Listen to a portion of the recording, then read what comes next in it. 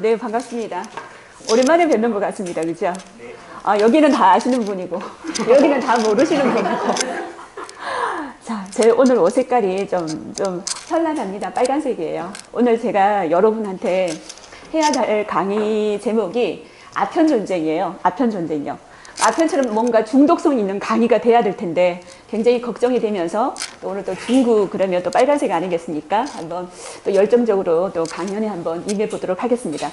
제목이 그 19세기 최대의 무역전쟁 뭡니까? 아편전쟁이죠. 그래서 제가 지금 여기서 이제 세계사 강연을 몇 번을 했잖아요. 그죠? 그래서 항상 강연 제목이나 그러니까 주제를 정할 때 고민한 게 뭐냐면 이달에 가장 핫한 그 뉴스는 뭘까? 그래서 거기에서 저희가 포커스를 잡아가지고 세계사에서 그 주제를 끌어오거든요. 그래서 제가 2달 전에는 예멘 난민, 그러니까 제주도에서 예멘 난민이 문제가 되어서 제가 이슬람에 대해서 정확하게 알고 보자고 해서 이슬람에 대해서 강연을 했었고, 또 지난달에는 제가 또 우리가 또 남북 정상회담이 있는 관계로 통일이 가장 큰 화두였었어요. 그래서 그러니까 통일과 관련되어서 또 통일의 아이콘 진시황제에 대해서 알아봤습니다.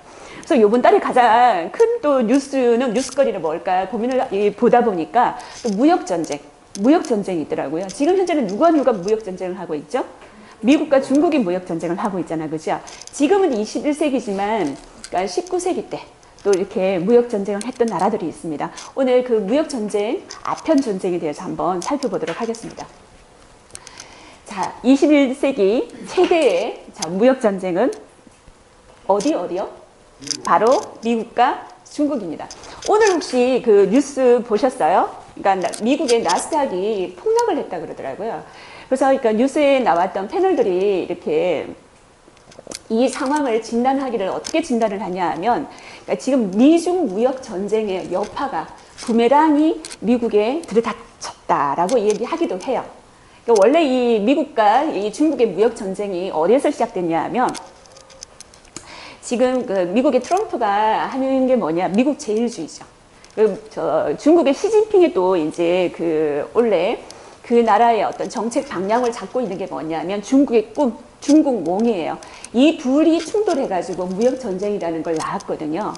그래서 그 이 두 나라의 어떤 무역 전쟁은 어디서부터 시작되었는지부터 한번 살펴보겠습니다. 2017년도 통계에 보면은 전체 이 미국이 차지하는 적자 중에서 대중무역 적자, 다시 말해서 중국에 대해서 무역 적자가 몇 프로입니까? 47%를 차지하고 있는 거예요.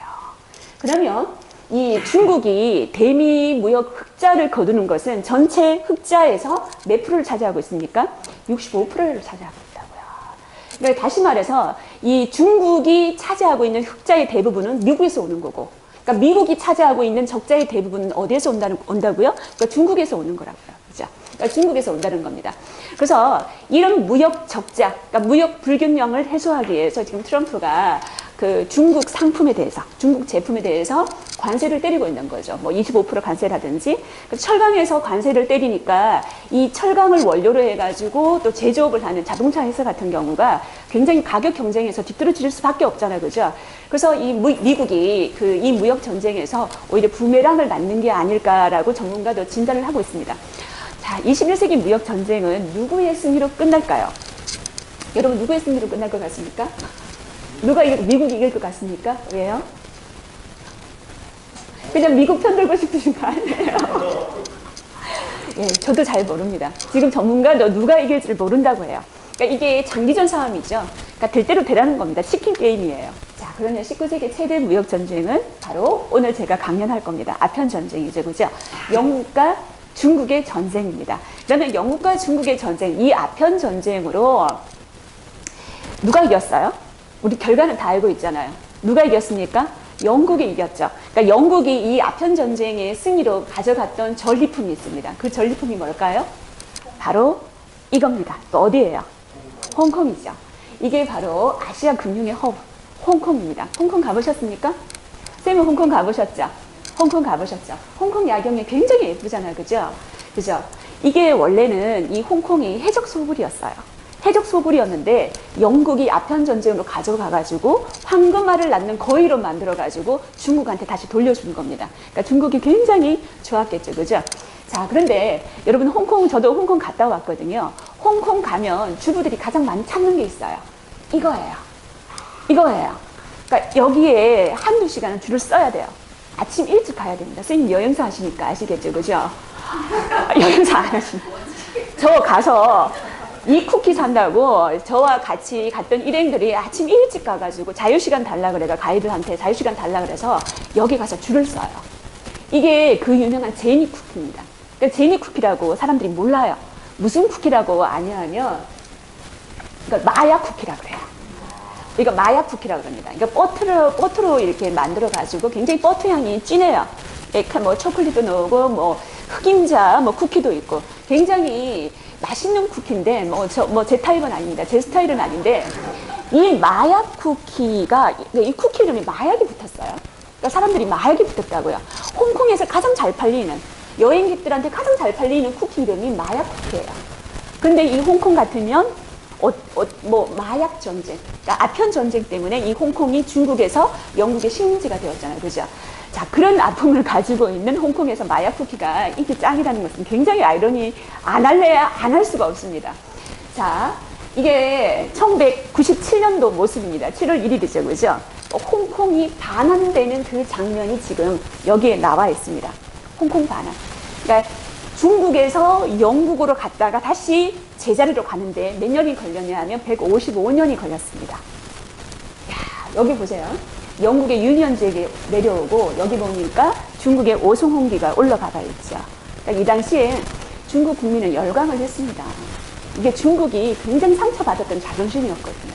그죠? 자, 그런데 이 당시에 이 영국의 찰스 황태자가 이 자리에 있었는데 그 가슴이 어땠을까요? 우리가 그런 게 있잖아요, 그죠? 딸 자식 진짜 어릴 때부터 예쁘게 키워가지고 진짜 듣도 보도 못한 놈한테 시집 보낼 때 그 어미의 심정 뭐 그런 게 아닐까라고 싶기도 한데요. 홍콩이 1997년에 반환이 되었습니다. 근데 이때 반환될 때 영국이 중국한테 내걸었던 조건이 있습니다. 이 당시 중국의 국가주석이 강택민이었어요. 강택민한테 내걸었던 조건이 뭐냐면 일국 이체제를 인정해달라. 그러니까 중국은 무슨 체제예요? 사회주의 체제, 공산주의 체제잖아, 그죠? 그러니까 홍콩은 자본주의 체제. 그동안에 영국이 심어놓았던 그 자본주의 씨앗을 그대로 가지고 있어요. 향후 몇 년 동안? 50년 동안. 그래서 여러분들이 이 일국 이체제가 그러니까 지금 중국의 현 체제입니다. 그러니까 중국의 현재, 나중에 중국의 큰 꿈은 뭐냐면 대만까지 통일하는 거거든요. 그러니까 대만까지 통일할 때 우리가 그 본으로 그걸 이제 샘플로 삼는 게 바로 이 홍콩인 거예요. 만약에 대만과 통일을 했을 때 대만 역시 홍콩처럼 우리도 일국 이체제를 우리가 양보하겠다. 이렇게 되는 거죠. 그러니까 여러분 중국 가실 때하고 홍콩 가실 때 여권 다르게 사용하시는 거 아시죠? 그죠? 그러니까 일국 이체제가 그대로 허용이 되고 있는 곳이 바로 홍콩입니다. 화폐도 중국 화폐하고 달라요. 본토 화폐하고. 그러니까 다르다고요. 그래서 50년 동안 향후 이 자본주의 체제로 또 유지가 될 그 지역이 바로 이 홍콩입니다. 자, 그래서 이 홍콩을 이 전리품으로 가지고 왔던 이 전쟁, 바로 아편 전쟁에 대해서 좀 더 살펴보겠습니다. 우리가 홍콩 그러면 어딘지 잘 몰라요. 홍콩 그러면 요 홍콩 섬만 홍콩인 줄 아세요. 그러니까 홍콩이 도대체 어딘지 한번 볼게요. 이 중국 남부죠, 그죠? 그러니까 중국의 이 남부 지역인데 여기 보면 우리가 홍콩을 여행할 때 홍콩 국제공항에 내리게 되는데 그게 란타오 섬이 있습니다. 그러니까 란타오 섬에 내리게 돼요. 그러고 난 다음에 이제 이렇게 해가지고 다리를 건너가지고 이렇게 나오는데 저 위에 보면 신계가 있죠. 신계지. 그리고 구룡반도가 있습니다. 우리가 주룽반도라고 하기도 하고 그리고 여기에 있는 홍콩 섬이 있습니다. 그러니까 이 전 지역을 다 합쳐서 우리가 홍콩이라고 얘기하는 거예요. 보통 보면은 우리가 야경을 볼 때는 이 구룡반도, 그러니까 주룽반도에서 우리가 야경을 보게 되고 호텔도 보통 이 구룡반도에 많이 위치하고 있습니다. 그러면 아까 우리가 19세기 무역 전쟁, 지금 아편 전쟁을 하고 있는데 이 아편 전쟁의 원인이 뭐냐 하면 무역 적자거든요. 일방적으로 영국이 당하는 무역 적자. 쉽게 말해서 무역 역조 현상이 이 전쟁을 일으켰는데 그러면 무역 역조 현상이 왜 일어났을까? 왜 영국은 중국과 이 청나라와 무역하는데 왜 만성 적자에 시달렸을까? 바로 이것 때문입니다. 자, 다 같이 한번 따라 한번 해볼까요? 신호와 줄이. 자, 시누아즈리라고 한번 해보세요. 이게 프랑스어예요. 여러분들이 오늘 프랑스어를 하나 아신 거예요. 이 시누아즈리가 뭐냐면 당시 유럽에 진짜 불고 있던 중국 열풍을 말합니다. 메이드 인 차이나면 뭐든지 좋다. 그러니까 당시 이 영국의 왕실과 귀족들이 럭셔리 라이프의 결정판이 뭐냐 하면 여기 뒤에 보이십니까? 이 도자기? 그러니까 청화자기예요. 이 청화자기로 되어 있는 찻잔에다가 그 중국 차를 마시는 거예요. 이게 당시 그 영국 왕실 그리고 영국 귀족들이 사용하는 가장 그 럭셔리 라이프의 끝판왕이라고 할 수가 있죠. 자, 그러면 어떤 것들이 있는지 디테일 한번 볼까요? 그러니까 18세기 영국 상류층의 티타임 문화입니다. 이렇게 티타임하는 모습들이죠, 그죠? 이 당시에 이제 차를 마시는 문화들이 굉장히 많습니다. 아침 먹고 차 마시고, 오후에는 또 애프터눈 티라를 또 마시고, 저녁 먹고 또 마시고, 중간중간 또 차를 또 마시고, 차 마시고. 그래서 굉장히 차를 많이 마시는데, 이 당시에 차를 마실 때 여러분들은 차도 중요하지만, 그 차가 어떤 용기에 담기는가도 굉장히 중요하죠. 바로 중국 도자기였다는 거예요. 그러니까 중국 도자기에다가 중국 차를 넣어가지고 마시는 거예요. 다음에 그러니까 남성분들은 모르겠지만 여성분들은 어떤 옷을 입고 또 이제 차를 마시는가 이것도 중요합니다. 바로 이 당시에 이 영국 귀족들 사이에서 또 유럽 왕실 유럽 귀족들 사이에서 유행했는 게 뭐냐면 비단이에요. 비단, 실크라는 거죠.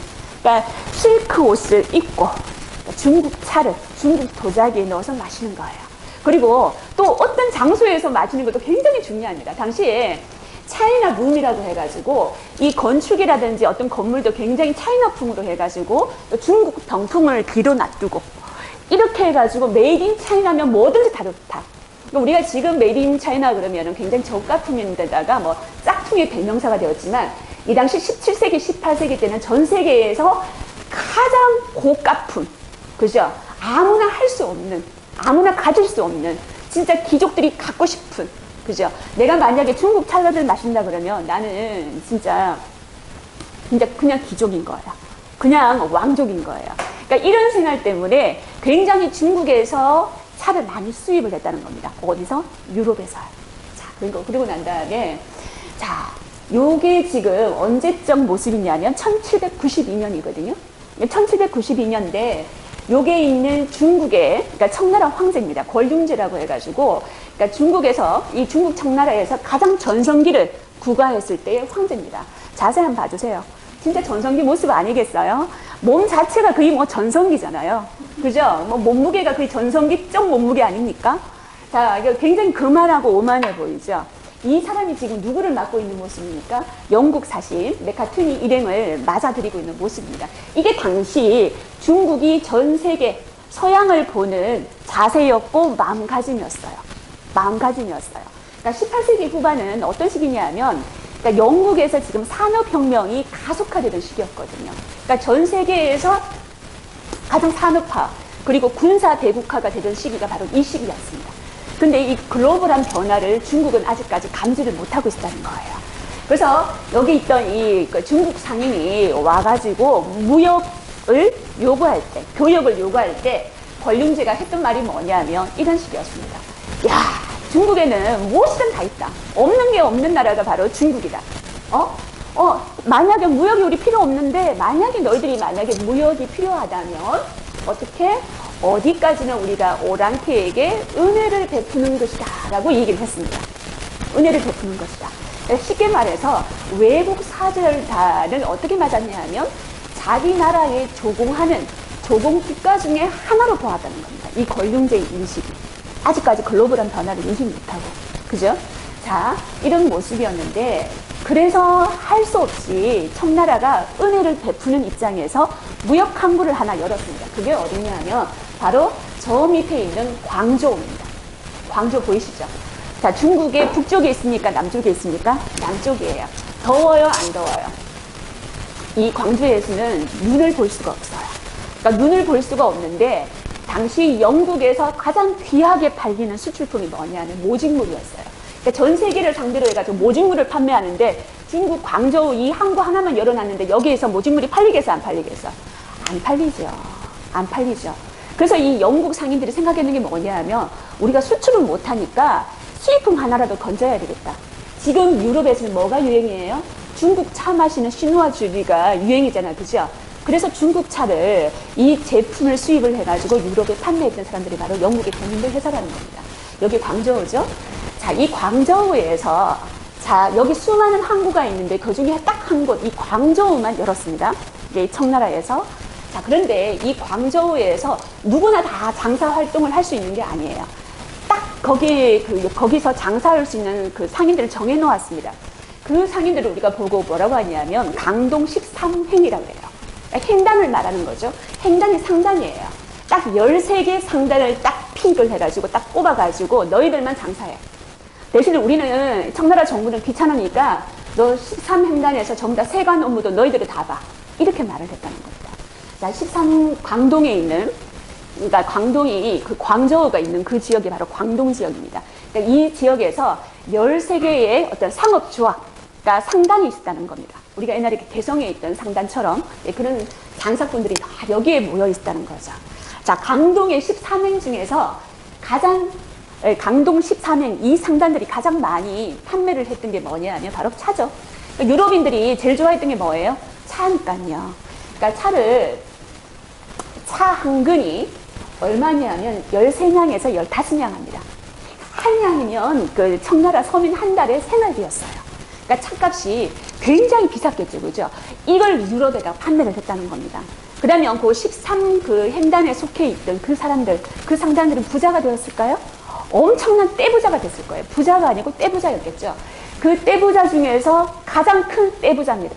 여러분 지금 보이는 사람은 바로 이 사람입니다. 그러니까 이 사람 누군지 한번 아마 아시는 분도 계실 거예요. 옷 입는 게 뭐 럭셔리 아닙니까? 그죠? 이 사람이 바로 19세기 최고의 슈퍼 리치입니다. 누구예요? 오병감입니다. 오병감. 갑이 아니에요. 감이에요. 영감 아니에요. 병감입니다. 오병감입니다.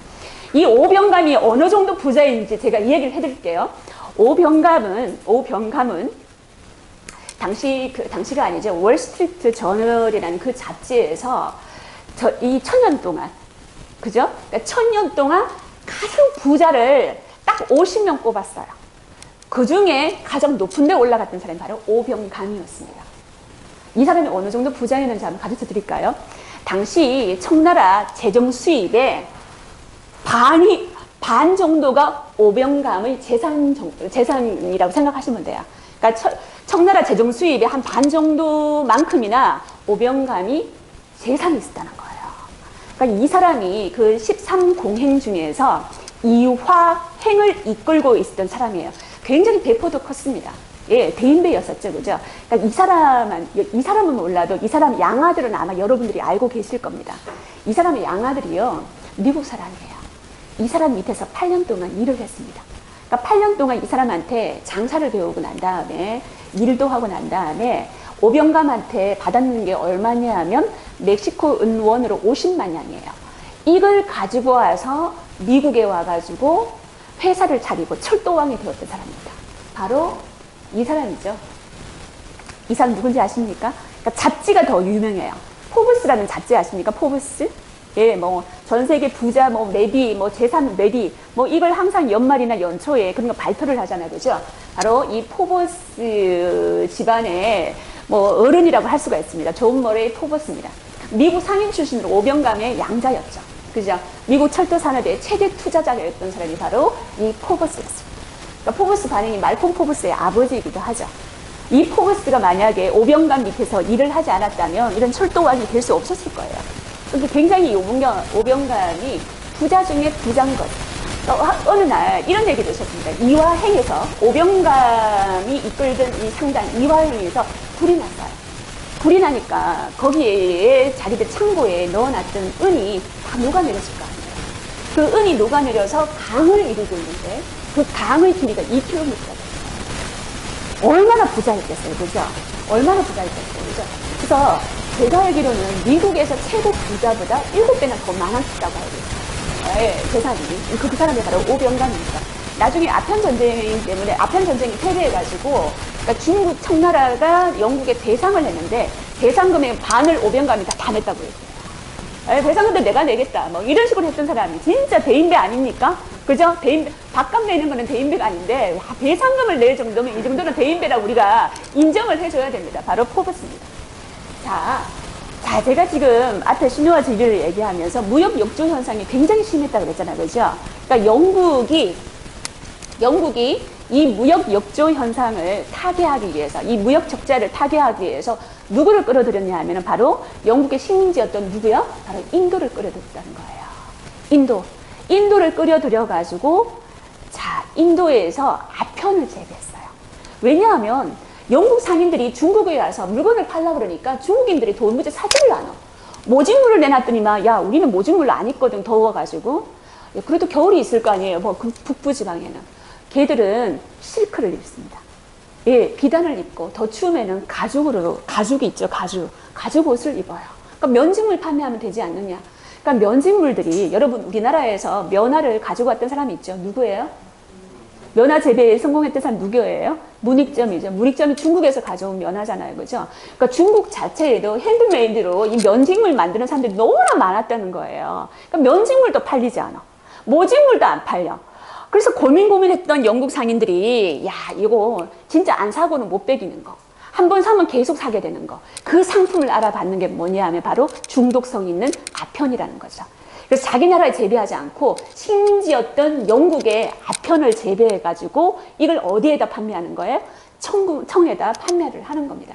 그래서 당시에 그 유출되었던 은이 청나라로부터 다시 수입되게 되는 거죠. 야, 청나라는 지금 발등이 떨어졌습니다. 어떻게 될까요? 무역 역조 현상을 타개하기 위해서 영국이 어떤 선택을 했다고요? 바로 이겁니다. 이게 뭐예요? 선생님 혹시 이거 아시겠어요? 이거 아시면 큰일 나는데. 몰라야 되는데. 아, 양귀비요. 아시면 큰일 나는데. 몰라야 되는데. 여러분, 이 양귀비가 아편의 원료잖아요. 그죠? 제가 아편 만드는 방법 하나 가르쳐 드릴까요? 아편 어떻게 만드는지 가르쳐 드릴까요? 다른 분들한테 가르쳐 주시면 안 돼요. 자, 이게 바로 양귀비인데요. 양귀비는 이런 게 있어요. 저기 보면 양귀비 꽃잎이 있죠. 그러니까 꽃잎이 떨어지면 이런 모양이 생겨요. 이런 봉우리가 생기는데 여기에다가 생채기를 내요. 그러니까 생채기를 내면 이런 즙이 나옵니다.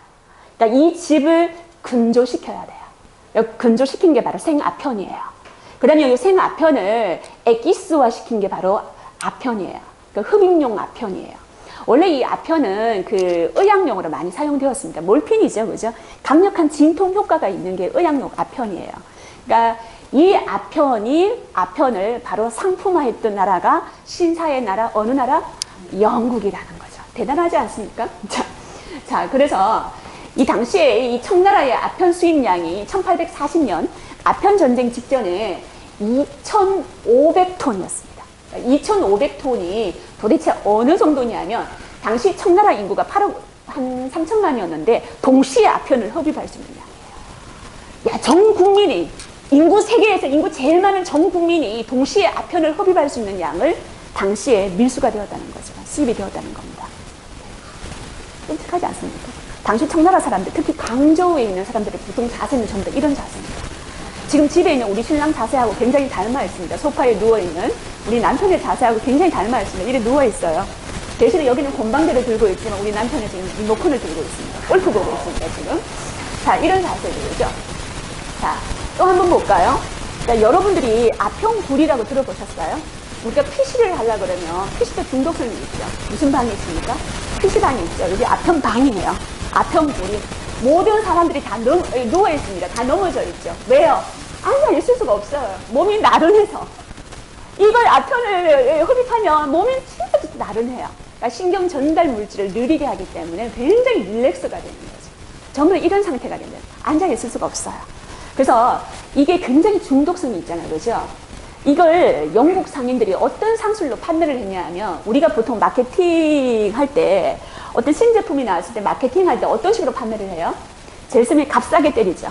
그죠? 제일 처음에 박앤세일을 내가 딱 때려요. 두 번째는 어떻게 하냐면 1+1으로 때립니다. 아편 1+1으로 한번 드셔보시겠어요? 자, 1+1까지 좋아요. 딱 영국 상인들 생각했는 게 뭐냐 하면 이 아편을 흡입할 때는 반드시 곤방대가 필요해요. 담뱃대 같은 거. 이 곤방대까지 끼워서 팔아주는 거예요. 또 얼마나 잘 팔리겠어요. 그죠? 영국 대단합니다. 대단한 신사의 나라입니다. 이렇게 해서 청나라 사람들이 전부 다 누워 있는 거예요. 일을 하고 싶겠어요, 안 하고 싶겠어요?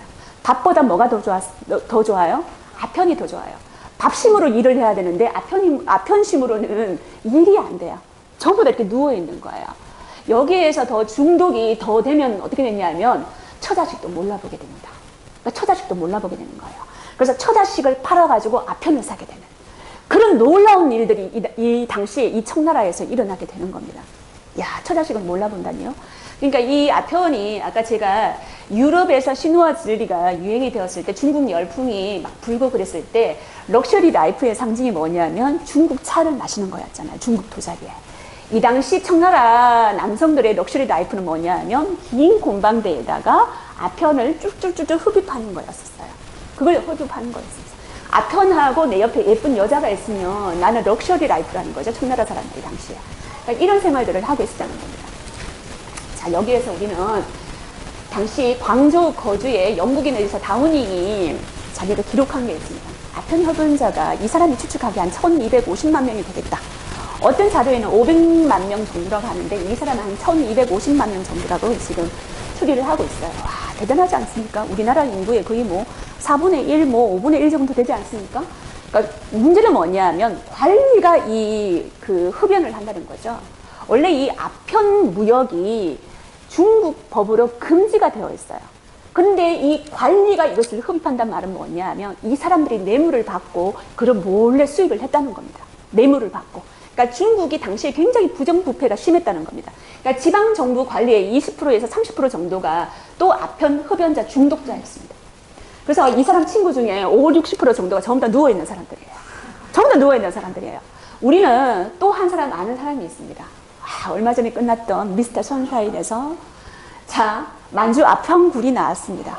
누가 이 아편굴에 들어가서 아편을 흡입했습니까? 우리의 동매 오빠죠. 구동매입니다. 구동매. 안 보셨어요? 구동매? 유인석이에요. 유인석. 이 사람도 이 만주 아편굴에서 이 아편을 흡입을 하면서 폐인이 되어가죠. 폐인이 되어가죠. 그죠? 우리 동매 오빠를 이런 식으로 자, 어둠의 나락으로 빠뜨리게 만든 게 바로 이 아편이었습니다. 자, 그러면 이 당시 청나라 황제가 누구냐면 동치제 황제였거든요. 이 동치제가 어떤 특단의 대책을 내놓습니다. 어떤 특단의 대책을 내놓는지 한번 살펴보겠습니다. 바로 이 사람을 전국에서 뽑아서 픽을 했습니다. 어떤 사람이냐면 이 사람 누굴까요? 누구예요? 바로 임칙서입니다. 임칙서. 우리가 린쩌시라고 하기도 하죠. 그러니까 린쩌시, 이 임칙서는 어떤 사람이냐면 청백리의 아이콘이에요. 청백리의 끝판왕. 청렴결백 그러면 우리나라에 누굽니까? 뭐 이황입니까? 그죠? 바로 중국 청나라에 있으면 바로 임칙서라는 이 사람입니다. 야, 별명이 포청천이에요. 그러니까 임청천이죠. 예, 아무리 찔러봐도 피 한 방울 안 나오는 사람입니다. 그죠? 이 사람이 바로 자, 흠차 대신으로 임명이 되어가지고 이 아편 문제를 해결하게 되었습니다. 여기 보면 제가 말풍선에 이런 말이 나왔죠. 질문을 하나 하겠습니다. 당신의 양심은 어디에 있습니까?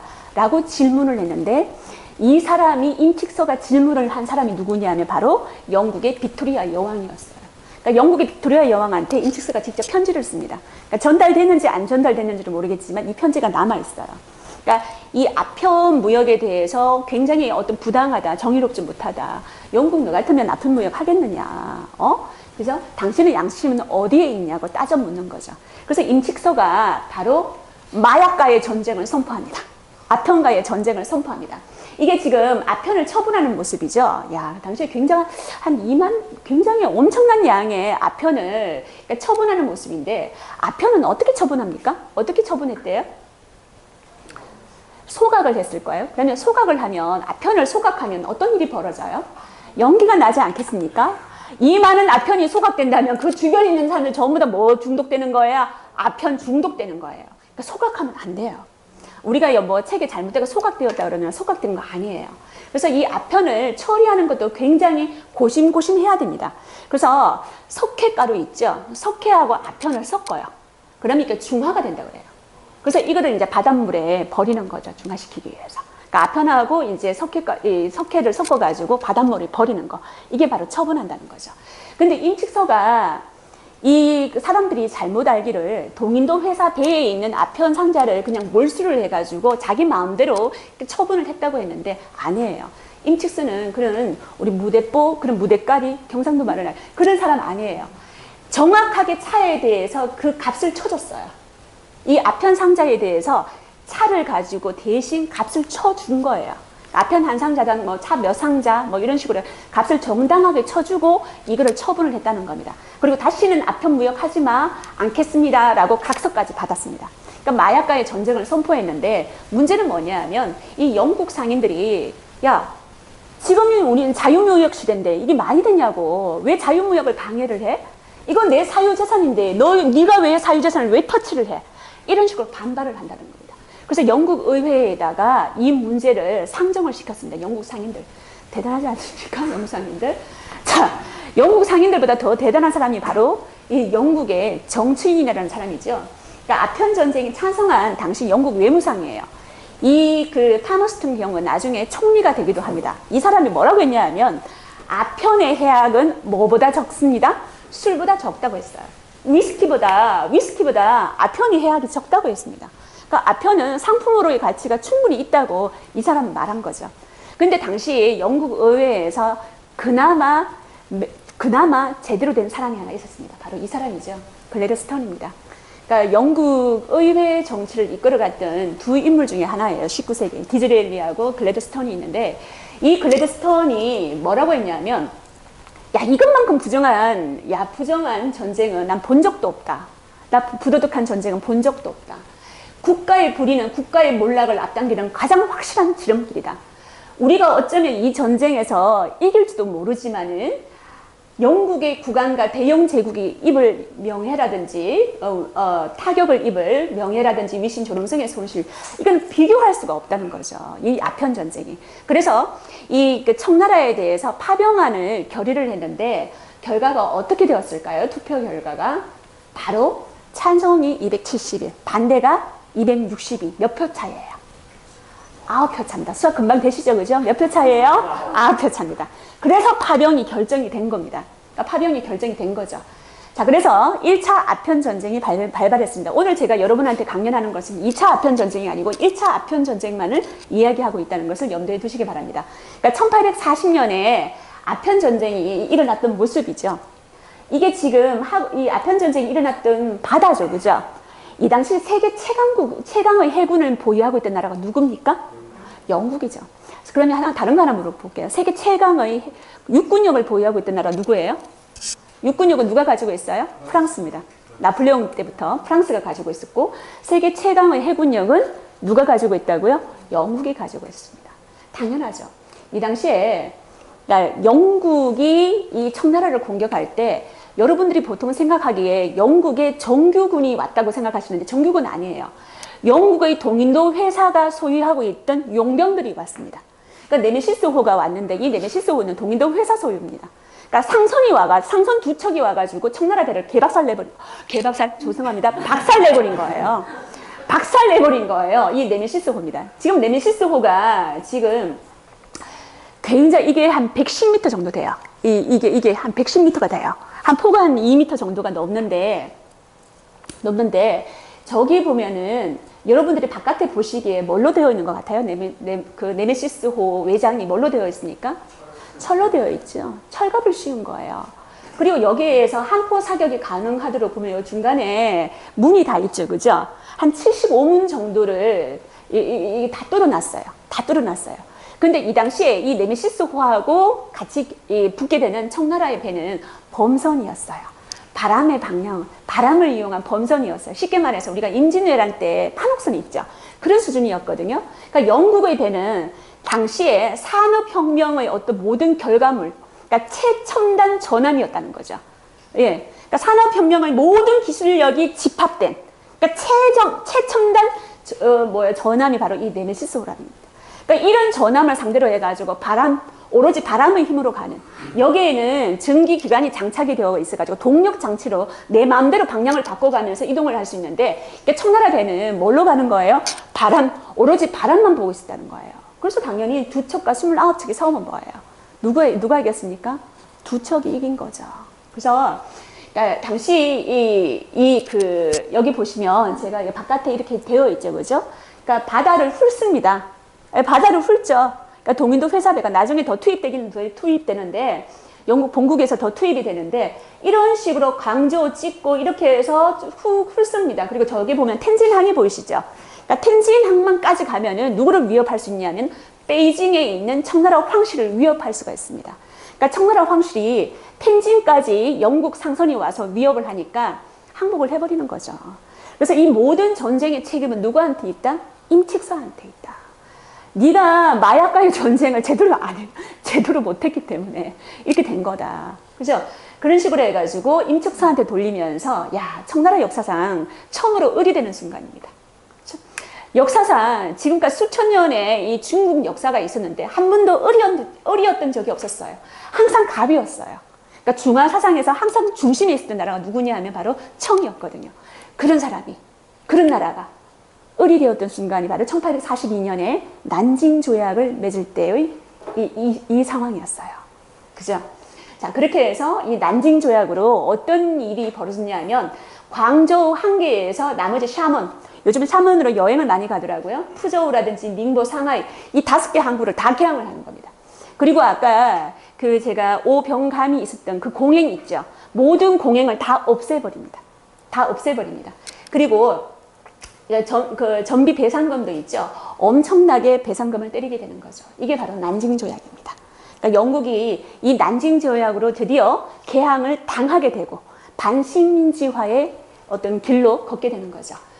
자, 그래서 우리가 마지막으로 정리를 하겠습니다. 아편 전쟁이 오늘날 우리에게 전하는 교훈은 무엇일지 제가 한번 살펴봤습니다. 자, 바로 역사는 변화를 거부하고 빛나는 과거에만 매달려 있으면 항상 그 운명은 가혹했다는 거죠.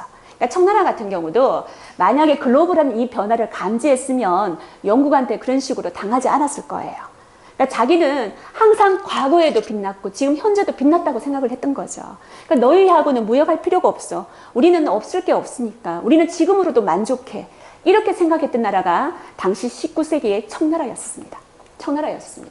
자, 그래서 이제 우리가 역사를 보고 이 아편 전쟁을 보고 우리는 변화를 이끌어갈 사람이 될 것인가? 아니면 청나라처럼 19세기 청나라처럼 변화에 굴복하는 사람이 될 것인가? 여러분은 어떤 길을 택하겠습니까? 자, 레이노다라는 사람이 이런 말을 했습니다. 변화를 일으키면 뭐가 되고? 지도자가 되고, 변화를 받아들이면 생존자가 되지만 변화를 거부하면 무엇을 맞이하게 될 것이다? 죽음을 맞이하게 될 것이다 하고 이렇게 얘기를 했습니다. 그러니까 여러분은 어떤 길을 택하실지요? 여러분, 아편에 만약에 중독이 되었을 경우에 제가 MEAB도 몰라보고 처자식도 몰라본다 그랬잖아요. 그죠? 아편을 해독하려고 그러면 어떻게 해야 되는지 아십니까? 그 중독된 아편을 해독하려고 그러면 요 과일 많이 먹으면 돼요. 이게 뭐예요? 포도예요. 예, 의학서적에 이 포도가 아편 해독에 효능이 있다고 얘기를 합니다. 그러니까 이 피를 맑게 하거든요. 이거 정신을 쾌하게 한다고 해요. 의학서적에. 이게 포도예요. 근데 포도가 상당히 재밌는 게 뭐냐면, 제가 시골에서 포도 농사를 좀 했었거든요. 제가 했는 게 아니고 저희 어르신이 했습니다. 예, 저희 어르신이 포도 농사를 했는데 제가 이 포도에 대해서 좀 알아요. 그러니까 포도는 한꺼번에 다 같이 익지 않습니다. 어느 한 송이가 먼저 익기 시작해요. 그리고 난 다음에 그 한 송이가 다른 포도 송이한테 효소와 향기를 보내면은 그 포도밭에 있는, 포도 농장에 있는 다른 포도 송이가 서서히 익기 시작한다는 거죠. 왜냐하면 이 첫 번째 포도 송이가 야, 너희 지금 가만히 있으면 안 돼. 변해야 돼. 이렇게 신호를 보낸다는 거죠. 그러니까 다른 포도 송이가 그것을 받아들이는 거예요. 효소와 향기를 통해 가지고. 그래서 하나의 포도가 다른 포도를 익게 만든다는 거죠. 그죠? 하나의 포도가 다른 포도를 변화시키게 만든다는 거죠. 그러니까 선한 영향력이죠. 그죠? 그러니까 선한 변화를 시킨다는 겁니다. 아주 달콤한 변화죠. 이 변화. 여러분도 오늘 제가 아편처럼 중독성 있는 강의를 만들려고 했는데, 자, 이런 마지막에 이런 아편이 아니라 이런 아편을 해독하는 이 포도처럼 이 선한 변화, 그러니까 주변에 선한 영향력을 한번 발휘를 한번 해보시기 바랍니다. 오늘 저희 강의는 여기서 끝내겠습니다. 감사합니다.